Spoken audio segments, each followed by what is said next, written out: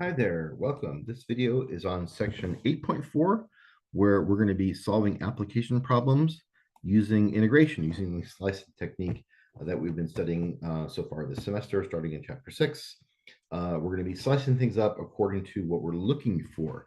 So these application problems are going to be very different from one to the next. So there's not just a formula that works like in the previous section on surface area. There's pretty much one formula that worked. We just had to adjust it to our particular circumstance. But in application problems, there are going to be lots of different kinds of application problems. And this is where we really want you to start understanding how powerful the slicing method works. So even though we have these different contexts and we're trying to calculate different things and we don't necessarily do all the formulas for everything, if we use slicing and we add up the stuff about the slice, whether it's area or whether it's money or whatever we're doing, we find out the amount of stuff in the slice, we can just integrate and find the total amount of that stuff. All right, so let's go ahead and look at some examples. I'll be showing you three completely different examples for us to be talking about how this slicing technique works in solving application problems. Okay, so first one we're going to do is some money thing. So I have a little note here. You may remember back in pre-calculus when you were studying exponential functions, sort of the a to the bx or e to the rx, those kinds of functions, exponential functions. One of the main applications was money. You invest money at some percentage rate. We call it R% interest. We can compound it different ways. Compounded continuously led to a function involving e. So the e thing is the result of compounding continuously. And so we end up with a standard formula with y equals, or I just wrote the future value of money is equal to the starting amount, M, the initial investment, times e to the RT, right? So that's our standard equation, y equals some principal investment times e to the RT. And that will be how we would find the amount of money after waiting a certain amount of time at that compounded interest rate. All right. Now, in reality, this formula only works no matter what if our initial investment, M, the amount of money we put in, we don't add anything to it. We don't take money out early. In reality, that's just oftentimes when we put money into an account, savings account, whatever, we decide later on we want to add more money, or we need to withdraw some money, or we have automatic withdrawal. Every month we put another $50 in, or something, right? Assuming that we have one initial value that we plug in there, our initial investment, and we never touch it. I mean, that works sometimes, but that's not something that will work for all situations, especially if we add or subtract money as we wish. So we're going to vary the amount of money that's being put in over time. So instead of a constant M, we're going to imagine a variable amount of money put into the account at different times of the investment period of time. Okay, so I mentioned here in this and other formulas where previously we were forced to work with a constant amount, we're now going to use the slicing technique in calculus to vary the constant amount over time. All right, so let me show you how that works for this money example. All right, so we have a standard beginning of a problem. $1,000 is invested into an account that earns 5% interest per year compounded continuously. However, money is continuously added to the account according to a function. So I gave you a simple function about how we're adding money to the account. As our paychecks come in, we add more money to this investment account. So we have this function right here, and T is measured in years, and the function is measured in dollars. So we're putting the amount of dollars every so much from years, or we could do every month or every days or whatever. It's really up to you how you want to think of that in terms of income coming in. All right, so we have a f of t. I'll just do a visual aid because it's nice sometimes. We got a function here, 2t plus 1,000. Okay, the y-axis is money. The x-axis is years. We're going from 20 years, so starting at 0, going to 20. So starting at 0, going to 20.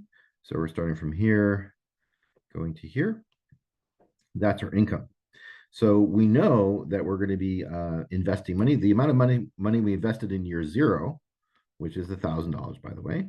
So that $1,000 initial investment, you can check putting zero in for T, and you get to 2 times 0 plus 1,000. So the original amount of $1,000 is invested for the entire 20 years. So we're getting 20 years of interest on that first $1,000 investment.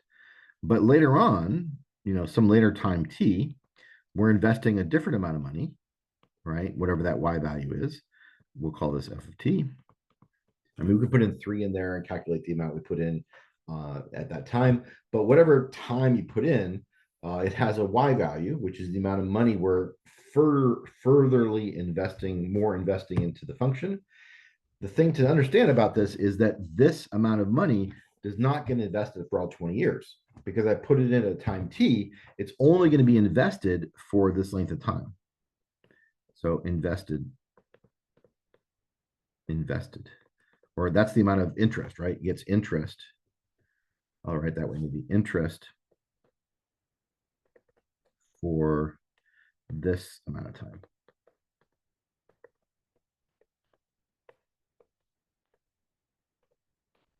Right, so let me just try to make this look pretty so people can understand what I'm doing here.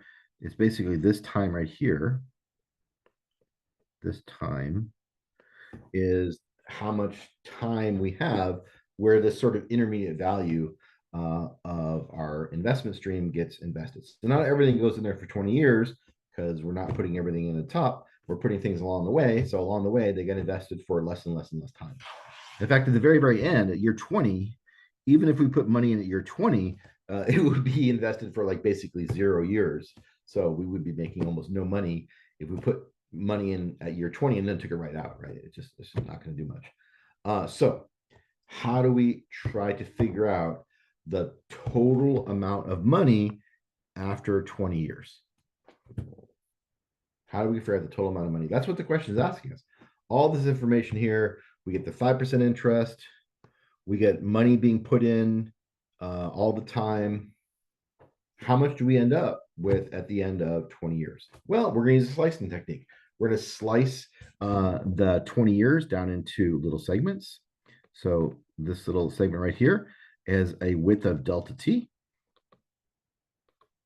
That little infinitesimally slice of time between 0 years and 20 years, I have an investment of f of t. So at this time, my investment equals f of t. And I know that f of t is going to be making money, right? How much money does it make? Well, it makes, according to our formula, its interest is e to the r times t, but we know what the r is, right? We know r is 5%, so let me put 5% in there. And let me be careful about the t, because t is the time of investment. So how much time do we invest this thing for? Well, this is what I kind of tried to emphasize before. If I have something in the middle, right, some investment at time t, this little delta t slice, the time that I'm going to be investing in is not for the full 20 years. It's this amount of time. That's a horizontal distance. So I know it's got to be a horizontal length, which is x, or in this case, t.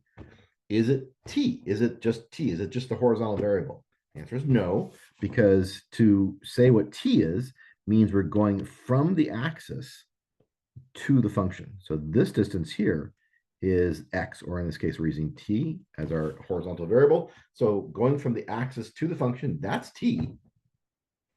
But the time we want goes from where we make the investment to the end of 20 years.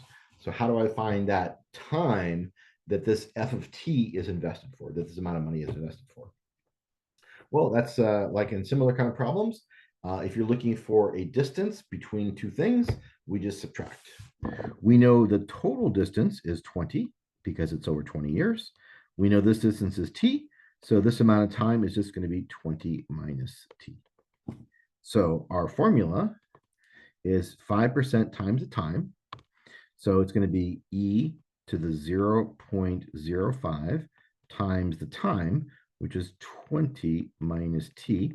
And what's my investment? What's my money invested at the time? Well, that's just the f of t. That's the income I put in there. So my interest, my slice of interest is going to be this thing, our little delta t here. And that's my little slice of interest. So to find the total interest, or I mean the total amount, I'm just going to take this thing, this f of t e to the 0.05, that's 5%, 20 minus t dt, and I'm going to integrate it. Now, because it's a dt, I need everything in terms of t's. So my limits are going to be t equals 0 to t equals 20. And I need this function in terms of t. So the amount is equal to 0 to 20. The function in terms of t is given by this formula right here, 2t plus 1,000. And then I have to space here, and then we get e to the 0.05, 20 minus t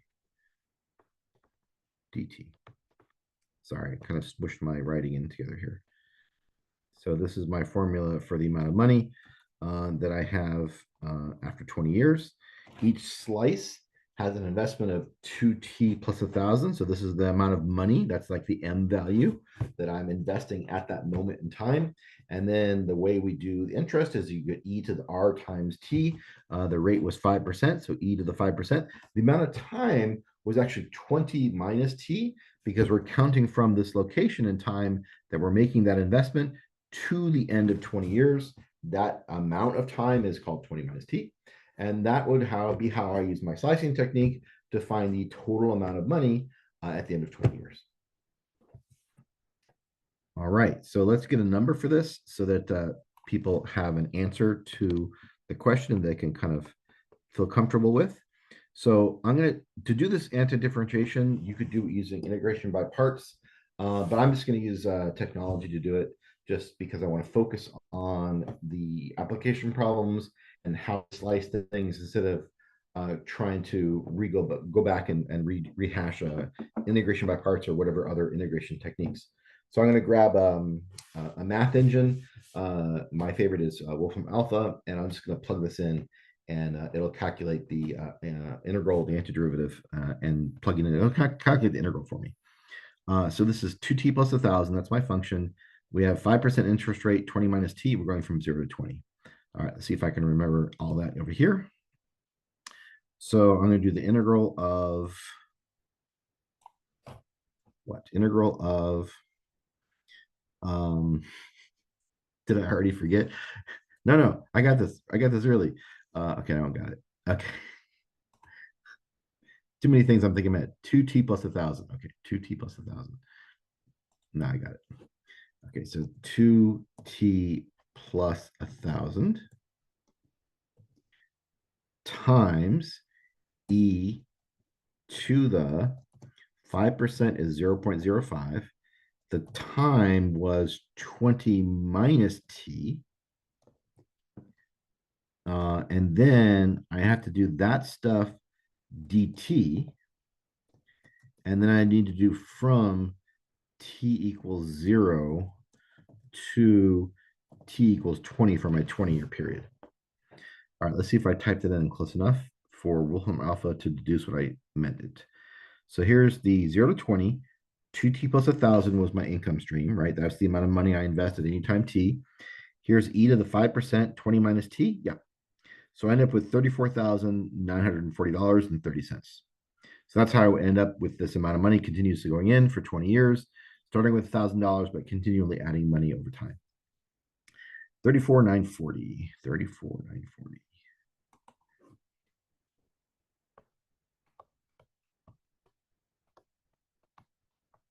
And 30 cents. All right, so that's the first example of an application problem using this slicing technique. All right, and this was sort of trying to calculate the amount of money at the end of a period of time where we don't just make a single constant investment, but we're making different investments over time. I got 2 more examples for you, very different than this one. So here's my second example. For those folks who are in physics or engineering or things like that, I'm going to be talking about the total force on an object in water. So it doesn't matter if you're familiar with these formulas. You don't have to know formulas for pressure or force or anything like that. They will be given to you. You just have to be able to use a calculus to work with those formulas. So for this particular problem, I'm giving you the formula for pressure. I actually don't need it, but I'm just trying to connect to people who do want to understand how this is related to their major, to their field of interest. So pressure from those, the science fields is written as P is equal to rho, which is like a density, times G, which is the force of gravity, times Y, where Y is how deep the water is. The more water you stack up, the heavier it is. So more water is more and more pressure going down, right? So that's why it's rho, the density, times G, times gravity, times Y, the depth. We do know for water, it has a pretty consistent density of 1,000 kilograms per meter cubed. And we know for gravity, pretty much, at the sea level, it's a 9.81 meters per second squared. So we kind of know those as fixed numbers. And so if I just put those numbers, 1,000 and 9.81, into my formula, 1,000 is the density, and 9.1 is the gravity. But just multiply those out, and I get this formula right here. The pressure of water at a depth of y meters is 9810 times y. Again, you don't have to totally understand that. I'm just trying to include some sort of background information for those folks who might be interested and might want to benefit from that knowledge. All right, next random physics formula we have is a formula for the force of water on an object. So we have an object in water. So you have something in water, and it's being pressed on by water, just like air is pressing on your skin right now. We're underwater. We're going to have water pressing on us. So the formula for the force is P, the pressure, times A, where A is the surface area of the object. So P times A would be the force. We know what P is because P is just 9810 times Y for water, at least. So we know that this right here is the P times A.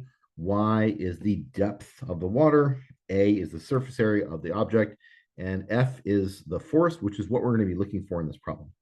All right, so we got this formula. Let me get rid of this one here and do this one right here. So this is our, put in our density and gravity into our formula. So that's the force 9810 times Y times A, where Y is the depth of water in meters and A is the surface area of the object in meters squared.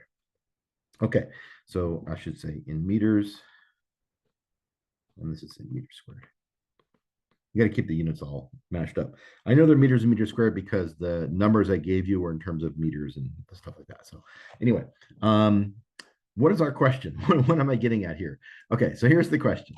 A dam is shaped like an isosceles triangle facing down. So isosceles triangle facing down would be something like this and like this and like that. That's an isosceles triangle facing down. Ours is actually a little wider at the top. So it kind of looks like this. That doesn't even look like a straight line, does it? I can't draw straight lines very well. Sorry. That. So that's kind of our isosceles triangle. This is the big flat side. Isosceles means that these two sides here are the same.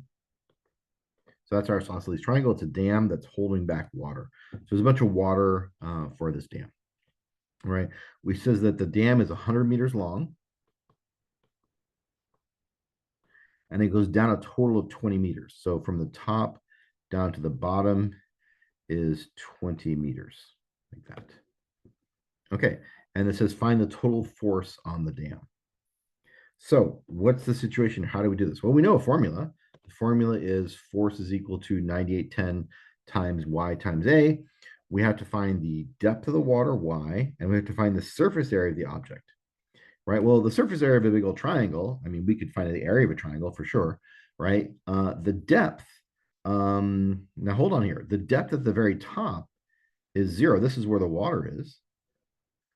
The depth changes. The depth is not a constant. This triangle is not all 20 meters under the surface, right?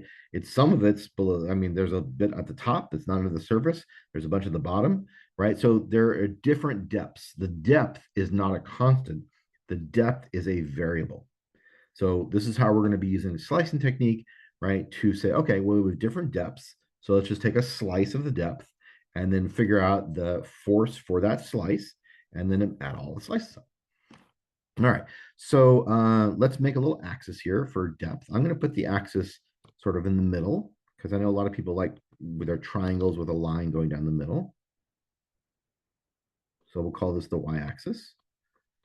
We'll have y equals 0 being like surface.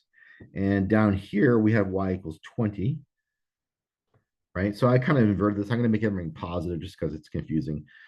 Otherwise, I think so. I go from 0 down to 20. 20 is the depth at the very bottom of our triangular dam. And we need to figure out the force, total force of this thing. But the force changes depending on the depth, right? Depending on the depth, we got a different force value. At a depth of 5, we would put 9810 times 5 times the area. At a depth of 15, we would put 9810 times 15 times the area. The y variable is changing. It's not a constant. So we're going to take a slice of the y variable. Take a little slice there. We're going to try to figure out the total amount of force for the slice.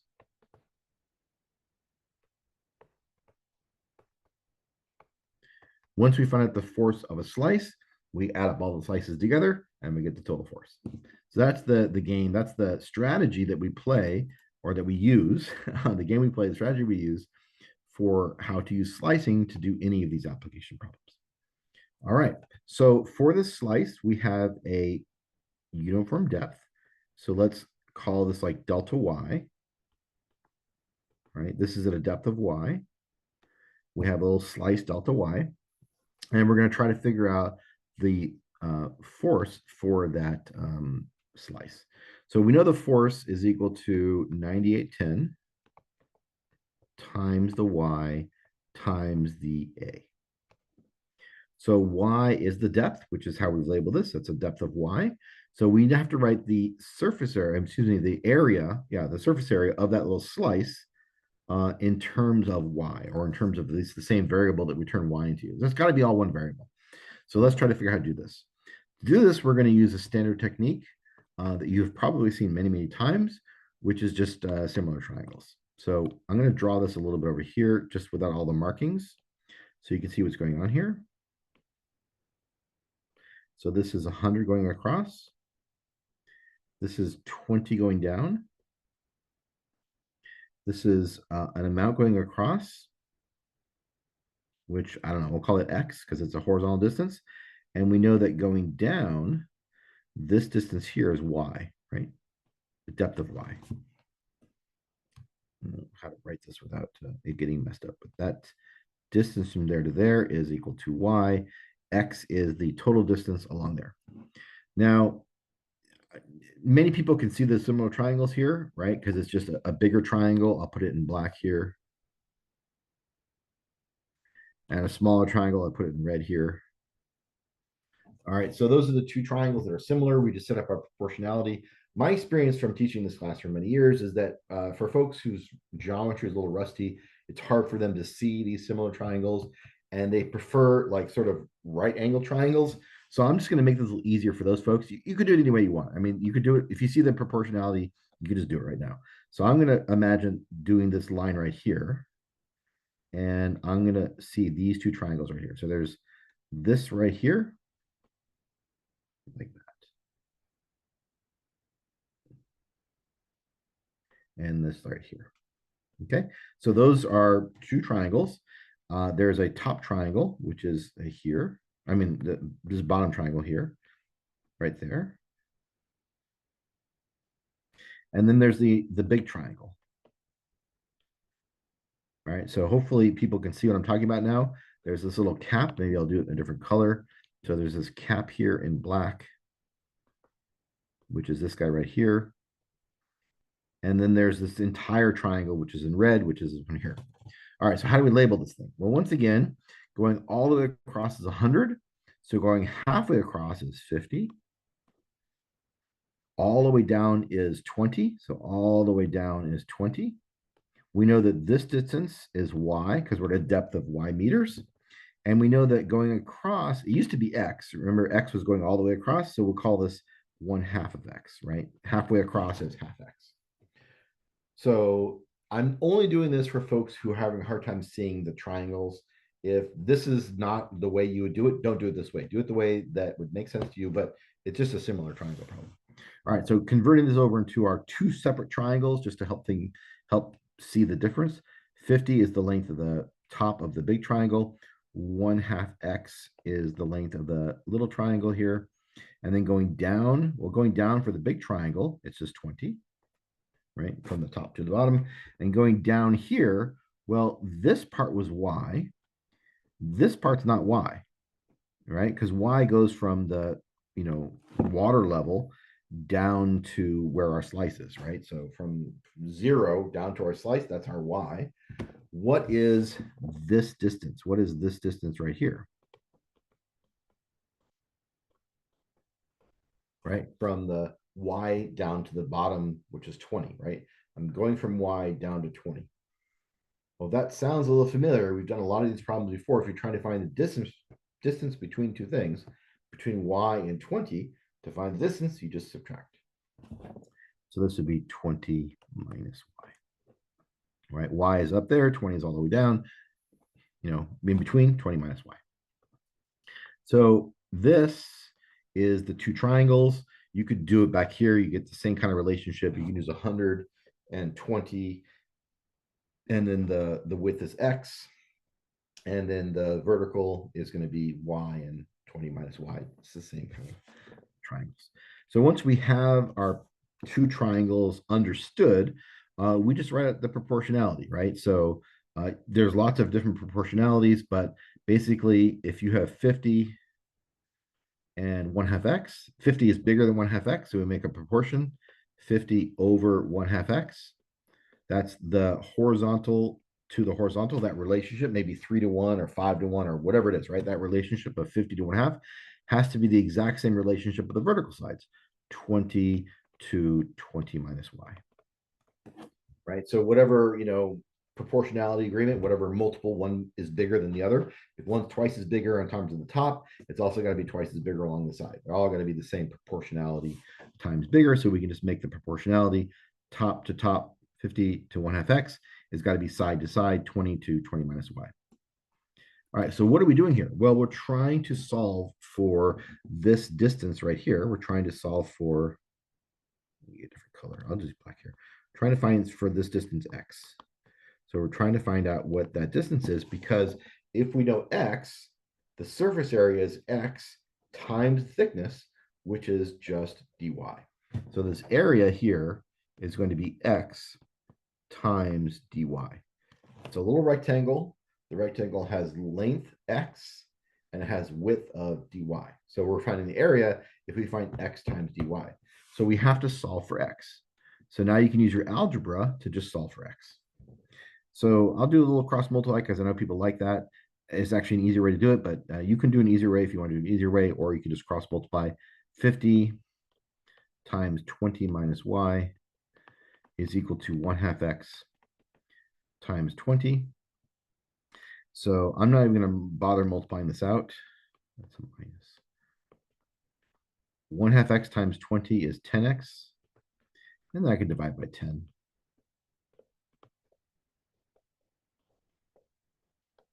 We should simplify 50 divided by 10. We can divide top and bottom by 10. It gives us 5 times 20 minus y. And if you want, you can multiply it out to be 100 minus 5y. Totally up to you if you want to multiply it out or not. So now we know what x is. I'll use this version of x, and I can plug it in for this right here. All right, let's see what we get when we plug that in. All right, so over here, we get the the force of a slice, force for a slice is equal to 9810 times y times the area, which is x times dy, but we know what x is. We know that it is 100 minus 5y dy. So that's a slice. So to find the total force, oh, looks like I have to pause to jiggle my pen around. Sorry. Okay, so to find the force of the total of the whole thing, all we do is take our slice and we add them all up. So that would be the integral. And we have our differential dy, which means everything has to be in terms of y's. Well, luckily, this is already in terms of y. This is our in terms of y. So we need our limits to be in terms of y. So we need our smallest and largest y values for our slices. Our slices go from up here, which is our height of 0, or y value of 0, all the way down to a slice down here at the very tip, which is a y value of 20. So that is a formula that finds the total force. We took the formula for a slice, which is 9810 times y times a. We realized that y was changing over time or changing over distance. And so we, picked a random distance, a slice at that distance, found out the force at that slice, and then we integrate to add them all up. All right, for this problem, I wanted to show you similar triangles because that comes up quite a bit in mathematics. So to find the area at that depth of y, at that distance of y, we just use similar triangles to figure out the length times width of that little rectangle to find out the area of that rectangle. So that's how we did the triangle thing. That was just to help us find out what the area was. All right, so then I can just plug this into a math engine and get a value. This actually is really easy to do by hand because it ends up just being a y squared. But I care so little about doing it by hand, I'm not going to do it by hand. Okay, so this is 9810y, 100 minus 5y.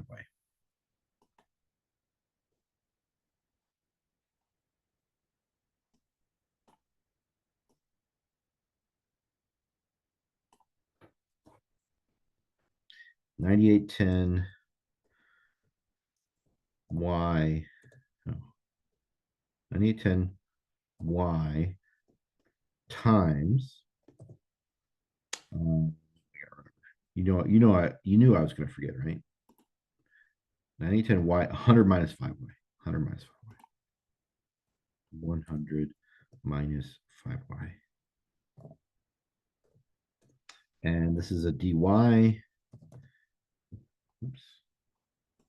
This is a dy, and we are going to go from y equals 0 to y equals 20. Let me see if it understands what I typed in.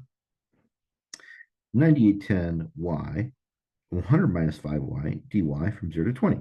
Okay, so there we go. We get like 65,400,000.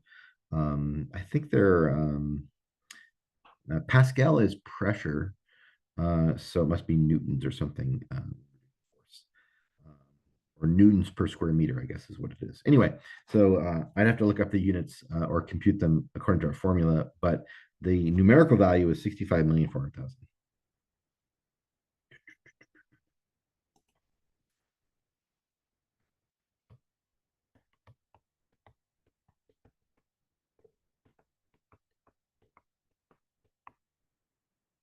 All right, so there's an example of how to use these random physics formulas to see if we can figure out the total force when the depth was not constant, depth was changing as we get further and further down to the bottom of the dam. Okay, so that's an application problem of slicing to physics. I have one more example to give in this video, which is different than the first two. And this has to do with economics. So this has to do with marginal cost, which is the derivative of cost. You'll see in economics, if you're an econ or business student, or even if you're in other kinds of fields that deal with marginal amounts of money, marginal cost, marginal profit, This is a type of example that might resonate with your interests or your major, things like that. Okay, so for this problem, I'm talking about a desalination machine. A desalination machine converts seawater into fresh water. It also has some other elements that it takes out of the seawater, like sea salt and other ocean impurities. So you put in a bunch of seawater, you get out a bunch of fresh water and some other stuff. All right, so just some flavor text. Next paragraph says a small desalination machine has a marginal cost. In case you're not familiar with that terminology, you'll see it many times. Marginal cost means the derivative cost.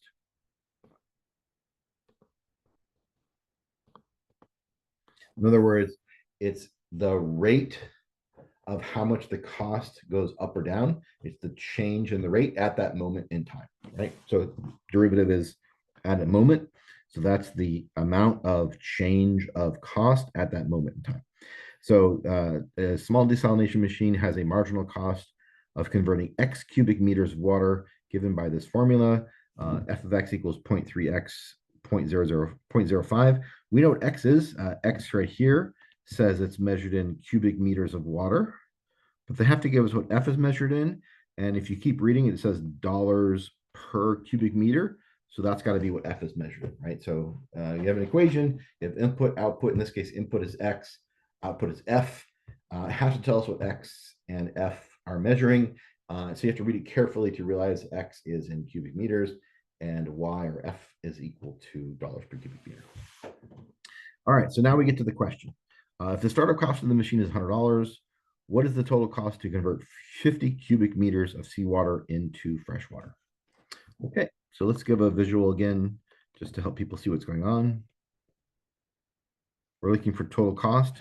So if you got the idea from the first examples, and if you have the idea of slicing, you know that in order to find total cost, we're going to find the cost of a slice, and then we're going to add up all the slices to get total amount of cost. So cost of a slice, integrate, total cost. Okay, so we got some equation here, 0.3x plus 0.05. It looks something like this, right? This is the horizontal axis, the x-axis. The horizontal axis is measured in cubic meters. So this is cubic meters. And then the vertical axis, the function here, f of x equals 0.3x plus, need a little more space, 0.3x plus 0.05. So the vertical axis is measured in dollars per cubic meter. That's our F. Our vertical axis is dollars per cubic meter. Horizontal axis is dollars per cubic meter, and our horizontal axis is cubic meters. So that's the situation. We're going to try to figure out how much the cost is for a slice, and then add up all the possible slices. All right, so what is the cost for a slice? Well, for a particular slice right here, we have this vertical value right here is given by the function. This is a y height, which is measured in cubic meter, or is measured in dollars per cubic meter. This is our delta x. I guess I should call this F, whatever. The vertical height, whatever you call it, y or x, y or F, whatever. It's the vertical height, F. And then the horizontal is delta x, and that's measured in cubic meters. If you multiply F times delta x, you're multiplying F, which is money per cubic meter, times delta x, which is cubic meters, dollars per cubic meter times cubic meters is equal to dollars. So we know if we just find the area of this little slice right here, that will give us the amount of dollars for that slice, right? So the amount of money, so the cost for a slice is just going to be this function times the amount of water, which is just delta x or dx. I guess I'm writing this as dx instead of delta x, so dx there. So our function height, our dollars per cubic meter, times the number of cubic meters will give us the cost of a slice. So that means the total cost